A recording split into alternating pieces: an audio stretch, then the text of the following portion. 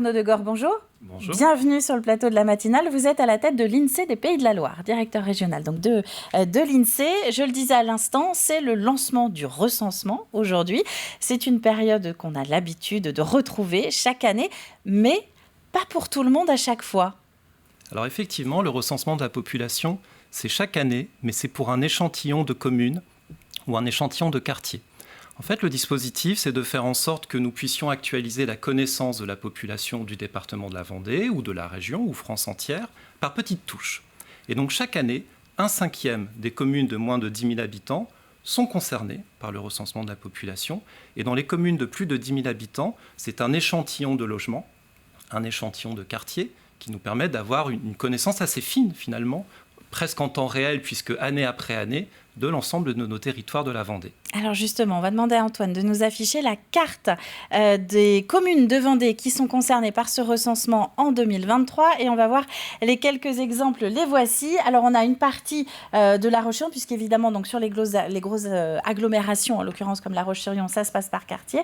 On a La Roche-sur-Yon qui est concernée. Sur les petites communes, on retrouve Saint-Georges-de-Pointe-Indou, Saint-Étienne-du-Bois. Si on part dans l'Est, on a la Jaudonnière. Ce cycle, en fait, cette manière de tourner, ça se choisit comment ? C'est de l'ordre alphabétique, tout simplement ?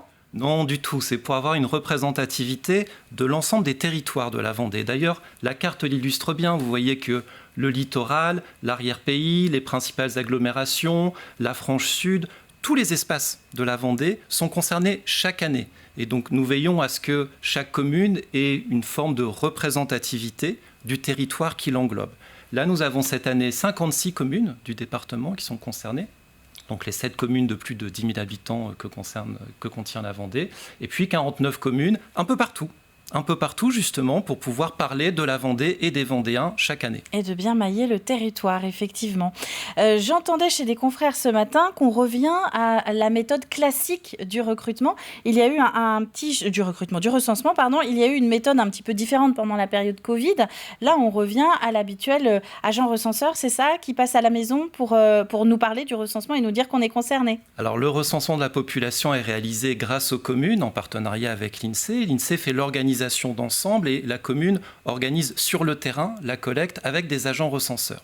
Et les agents recenseurs vont procéder de 2 façons différentes. Si vous habitez dans une maison individuelle, vous trouverez dans votre boîte aux lettres une notice avec des codes d'accès pour pouvoir répondre sur Internet.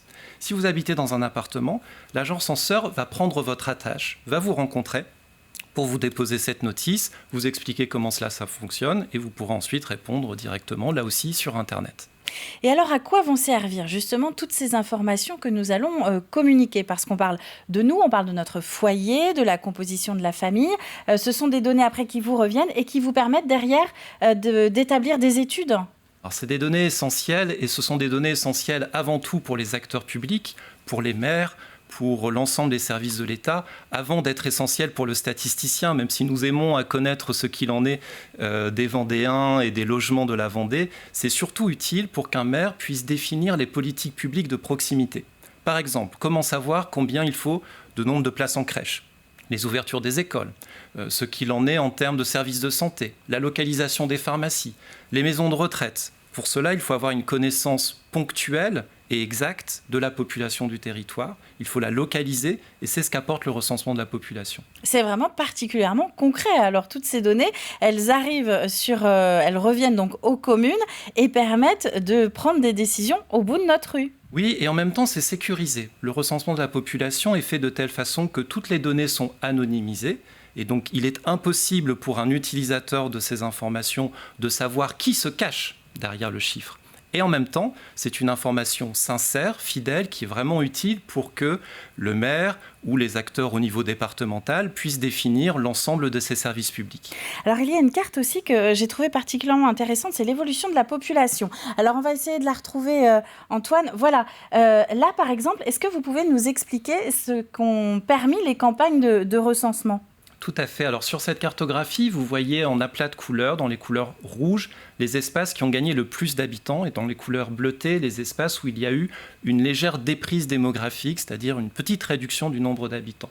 Si l'on se concentre sur le département de la Vendée, vous pouvez comparer à gauche ce qu'il en était au début des années 2010 et à droite ce qu'il en est aujourd'hui. voyez, globalement, c'est un département qui gagne de la population. La Vendée, d'ailleurs, c'est 693 000 habitants. Chaque année, 5 000 habitants de plus. C'est une croissance assez soutenue, mais pas tout à fait homogène. Beaucoup plus soutenue sur le littoral de la Vendée, encore relativement forte autour de La Roche-sur-Yon. Par contre, nous sommes plutôt en stabilité démographique, voire en déprise démographique, sur la partie sud-sud-est au niveau de Fontenay-le-Comte.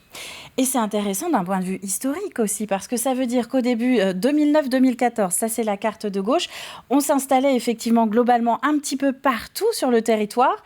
Et là, 2014-2020, on se concentre sur, on va dire, les 2/3 nord-ouest de la Vendée. Il y a un resserrement des dynamiques démographiques, effectivement. C'est sans doute aussi lié au vieillissement de la population. Dans les années 2010, il y avait une dynamique du département à la fois portée par les naissances et par les arrivées sur le territoire, les migrations résidentielles. Désormais, parce que la population vieillit, il y a moins de naissances, donc les territoires plus âgés n'ont plus ce ressort démographique interne, et si par ailleurs ils n'attirent pas de population nouvelle, ce qui est le cas des territoires plus ruraux, plus à l'intérieur des terres, eh bien, ils n'augmentent plus. Alors que sur le littoral, même s'il n'y a pas beaucoup de naissances, il y a par contre beaucoup d'arrivées, beaucoup d'installations, ce que permet d'objectiver le recensement de la population. Et ce sont des constats qui permettent, là encore, aux collectivités territoriales de prendre des décisions à plus long terme pour essayer de redynamiser donc un territoire. Oui, et c'est utile aussi pour les acteurs économiques et les acteurs privés. Par exemple, dans le domaine de la construction des logements, pour les promoteurs, c'est une façon d'appréhender là où il y a des besoins, quel type de logement aussi il faut prévoir, la taille des logements. Et donc, ça peut guider aussi pour les programmes de construction neuve. Est-ce que vous connaissez les communes concernées l'an prochain? Combien de temps à l'avance on sait qui va être recensé l'année suivante? Alors sur le site Le Recensement et moi, vous pouvez taper le nom de votre commune pour savoir quelle année votre commune sera concernée. Donc vous pouvez le savoir cette année, même si vous avez très certainement déjà reçu une information par votre mairie. Mais vous pouvez effectivement anticiper et vous préparer pour l'enquête peut-être de l'année prochaine ou dans 2 ans. En tout cas, toutes les communes de moins de 10 000 habitants sont enquêtées sur un cycle quinquennal. D'accord, donc rendez-vous cette année, puis dans 5 ans, si ça se passe cette année. Tout à fait.